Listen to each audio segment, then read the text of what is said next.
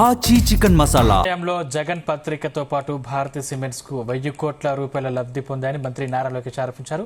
Assembly లాబీలో మీడియాతో ఆయన చిట్చాటిగా మాట్లాడారు. హెరిటేజ్ ఒక్క రూపాయి కూడా ప్రభుత్వం నుంచి లబ్ధి పొందలేదన్నారు. కిలో నెయ్యి 360 రూపాయలకు ఎక్కడ దొరికినా అది కల్తీ అని అన్నారు. మార్కెట్లో 1000 రూపాయల పైన ఉంటే 360 రూపాయలకు ఇచ్చేది కల్తీ కాక మరేంటి అని ప్రశ్నించారు. హిందాపూర్ డైరీ హెరిటేజ్ కు కో కంపెనీ అనడం విడ్డూరంగా ఉంది. కో కంపెనీ అనేది ఉండదనే విషయం బొత్సాకు తెలియదా? ఆధారాలు లేకున్నా హెరిటేజ్ పై సెబీకి ఫిర్యాదు చేశారని లోకేష్ వ్యాఖ్యానించారు.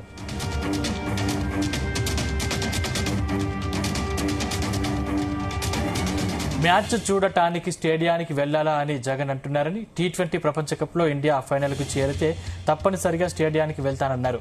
మ్యాచ్ చూసేందుకు వస్తానంటే పులివెందుల ఎమ్మెల్యేకు టికెట్ తీసుకుంటా అని నారా లోకేష్ అన్నారు. బడ్జెట్లో చర్చ కావాలని మండలిలో వైసీపీ సభ్యులు అనడం హాస్యాస్పదంగా ఉందన్నారు. చర్చ కోరుకున్న వాళ్ళు 4 రోజుల సభను ఎందుకు అడ్డుకున్నారని లోకేష్ ప్రశ్నించారు.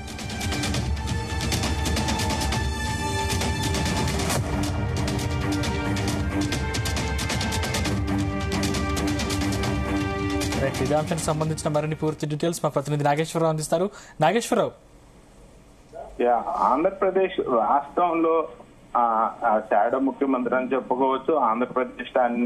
ఆంధ్రప్రదేశ్ మొత్తాన్ని ఒంటి చేత్తో లాక్కొస్తున్నా, ఎక్కడ ఏ ఇబ్బంది ఉన్నా ట్రబుల్ షూటర్ గా చంద్రబాబు నాయుడికి పేరొందిన లోకేష్ వినూత్న కార్యక్రమాలకైతే శ్రీకారం చుడుతున్న పరిస్థితి అయితే ఉంది. ముఖ్యంగా నారా లోకేష్ చేసే ప్రతి ఒక్క పని కూడా గతంలో రాజకీయాలకి భిన్నంగా ఉంటుంది.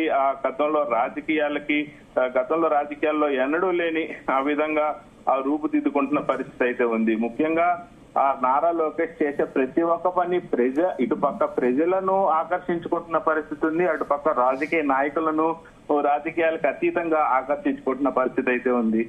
నేడు నారా లోకేష్ కొంతమేరకు కొంతమందితో మాట్లాడిన సందర్భంలో పార్టీలో జూనియర్లు సీనియర్ల మధ్య ఆ సమన్వయం పూర్తిగా ఉందంటూ కూడా ఆయన కొంతమేరకు వ్యాఖ్యానించిన పరిస్థితి అయితే ఉంది. ముఖ్యంగా పార్టీలో కొంతమేరకు నారా లోకేష్ మీద సీనియర్లకి జూనియర్లకి కొంత వ్యత్యాసం వస్తుంది అన్న మాటని పూర్తిగా కూడా ఖండించిన పరిస్థితి ఉంది. ఆ సీనియర్లకి జూనియర్లకి పూర్తిగా ఆ సమన్వయం గాని సమతూకంగా ఉండటం పార్టీలో ప్రతి ఒక్కళ్ళు గమనించదగ్గ విషయం కూడా అంటూ కూడా నారా లోకేష్ చెప్పిన పరిస్థితి ఉంది. ముఖ్యంగా పార్టీలో నాతో సహా ఎవరు కూడా బూత్ లో వాళ్ళ యొక్క మెజారిటీ అంటే పార్టీలో ప్రతి ఒక్కళ్ళు కూడా వాళ్ళ బూత్ లో మెజారిటీ రావడం కోసం ప్రయత్నించాలి. మెజారిటీ కోసం ఆ బూత్ లెవెల్లో ప్రతి ఒక్కటి గ్రామాల్లో ప్రతి ఒక్క ప్రజల్ని ఆకట్టుకుని అంశం తీసి పక్కన పెడితే ఒక గ్రామంలో దాదాపుగా 5-6 బూతులు ఉంటాయి. 5-6 బూతులకు సంబంధించి కూడా ప్రతి ఒక్క ఒక బూత్ లో ఎంతమంది ప్రజలు ఉంటారు, ఎంతమంది రాజకీయ నాయకులు ఉంటారు, ఎంతమంది దీనికి సంబంధించి ఇబ్బందులు పడతా ఉన్నారు ఒక బూత్ లెవెల్లో అనేది వాళ్ళందరినీ కూడా సమన్వయం చేసుకుంటూ కూడా ముందుకెళ్ళటానికి కృషి చేయాలంటూ కూడా నారా లోకేష్ అన్నతో సహా తన నియోజకవర్గంలో ఉన్న బూత్ లెవెల్ కమిటీలతో సహా ఆ బూత్ లెవెల్ ప్రజలతో సహా ప్రతి ఒక్కళ్ళు కూడా ముందుకుండి నడిపించాలని కూడా పిలుపునిచ్చారు. అలాగే ఒక పార్టీకి మాత్రమే పార్టీని సంస్థాగతంగా బలోపేతం చేయడానికి ప్రతి ఒక్కళ్ళు కూడా కృషి చేయాలంటే బూత్ లెవెల్ నుంచి ప్రతి ఒక్కళ్ళు కూడా కష్టపడాలి. బూత్ లెవెల్ నుంచి ప్రతి ఒక్కళ్ళు కూడా పైకి తీసుకొచ్చేందుకు కష్టపడితేనే సంస్థాగతంగా పార్టీ కూడా బలోపేతం అయిద్దంటూ కూడా రాజకీయ నాయకులు చెప్పిన పరిస్థితి ఉంది. ముఖ్యంగా తిరుమల తిరుపతి దేవస్థానానికి సంబంధించి కిలో నెయ్యి 360 రూపాయలకి ఎక్కడ దొరుకుతుంది అనేది చూపించాలంటూ కూడా నారా లోకేష్ మాట్లాడిన ఆ సందర్భాన్ని బట్టి తిరుమల తిరుపతి దేవస్థానానికి సంబంధించి కేజీ 360 రూపాయల ఆ నెయ్యి ఎక్కడ దొరుకుతుందంటూ కూడా ఆయన వేసిన ప్రశ్న రాజకీయ వర్గాల్లో కొంతమేరకు కలకలం రేపుతున్న పరిస్థితి అయితే ఉంది. ఇప్పుడు ఇది 360 రూపాయలకి ఆ తిరుమల తిరుపతి దేవస్థానానికి సంబంధించిన నెయ్యి సప్లై చేశారు అని అంటే అక్కడే మనకి అది ఖచ్చితంగా పూర్తి స్థాయిలో కల్తీ నెయ్యి అనేది అర్థమైపోతా ఉంది. కల్తీ నెయ్యి కాబట్టే తక్కువ ధరకు లభించింది. ఇక్కడే మనం ఇది కల్తీ నెయ్యా కాదా అనేది మనకు అర్థమైపోతుందంటూ కూడా చెప్పిన పరిస్థితి ఉంది.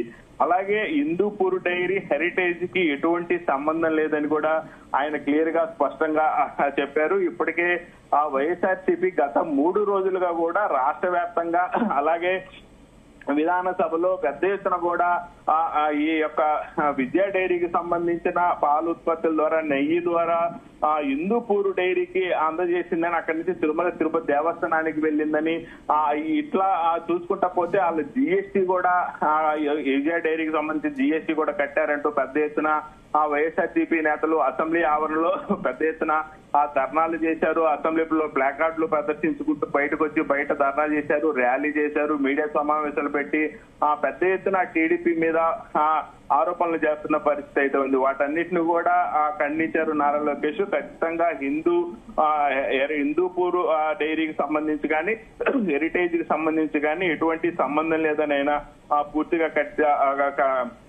ఖండించిన పరిస్థితి. అలాగే బొత్స సత్యనారాయణ హిందూపూర్ డైరీకి హెరిటేజ్ కి కో కంపెనీ అని చెప్పారు. అలాంటిది ఏమీ లేదని కూడా చెప్పారు.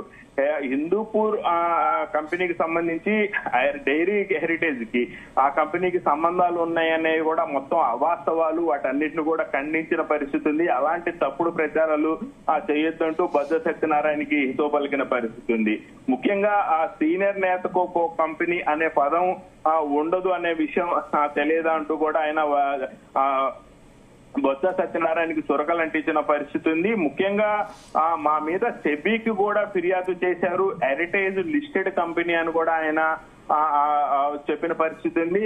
ఎవరైతే సెబీకి సంబంధించి కంప్లైంట్ చేసిన నేపథ్యంలో ఆ సెబీ ప్రతి ఒక్క అంశాన్ని కూడా క్షుణ్ణంగా ప్రతి ఒక్కటి పరిశీలించి ఖచ్చితంగా హెరిటేజ్ తప్పు ఉంటే కేసు ఫైల్ చేసిద్ది అనే విషయం తెలియదా అంటూ కూడా ఆయన ప్రశ్నించిన పరిస్థితి ఉంది. ఏమైనా ఆధారాలుంటే వాటిని అసెంబ్లీకైనా సమర్పించవచ్చు, సెబీకైనా సమర్పించవచ్చు. వాటన్నిటిని మరి ఆధారాలు ఉన్నప్పుడు ఎందుకు అవి అంటే రేపు లడ్డు వ్యవహారం మీద చర్చ జరిగే అవకాశం ఉందా?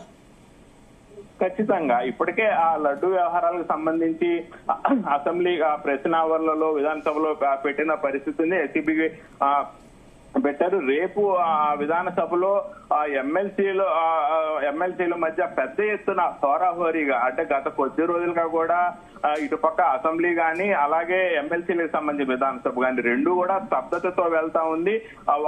పావు గంట అరగంట చాపు ఏదో ఒక అంశం మీద పెద్ద ఎత్తున వాదోపవాదనలు చేసుకోవటం, బైకాట్ చేసి వైఎస్ఆర్సీపీ బయటకు వెళ్లటం, అధికార పార్టీ ఎన్డీఏ కూటమికి సంబంధించిన ఎమ్మెల్సీలు అక్కడే కూర్చోటం. రేపు మాత్రం అసెంబ్లీ దద్దరిల్లిపోయేలా అసెంబ్లీలో పెద్ద ఎత్తున హెరిటేజ్ కి సంబంధించిన ఉత్పత్తుల మీద పెద్ద ఎత్తున కూడా చర్చ జరుగుతా ఉంది. ఈ చర్చకు సంబంధించి ఇటుపక్క ఎమ్మెల్సీలు ఎన్డీఏ కూటమికి సంబంధించిన ఎమ్మెల్సీలు కసరత్తు మొదలు పెట్టారు. అలాగే ప్రశ్నోత్తరాల సమయంలో టీడీపీ మీద పెద్ద ఎత్తున దాడి తీయడానికి, హెరిటేజ్ తప్పు ఉంది అంటూ నిరూపించడానికి వైఎస్ఆర్సీపీకి సంబంధించిన విపక్ష నాయకుడు బొత్స సత్యనారాయణ ఆధ్వర్యంలో ఎమ్మెల్సీలందరూ కూడా పెద్ద ఎత్తున సాక్ష్యాధారాలకు సంబంధించి ఎలాగా అటాక్ చేయాలి, ఎలాగా టీడీపీ మీద దాడి చేయాలి, వచ్చిన అవకాశాన్ని ఎలాగ ఉపయోగించుకోవాలనే దాని మీద అయితే మొత్తానికి ప్రశ్నలు సంధించడానికి పెద్ద ఎత్తున ప్రిపేర్ అవుతున్న పరిస్థితి అయితే ఉంది.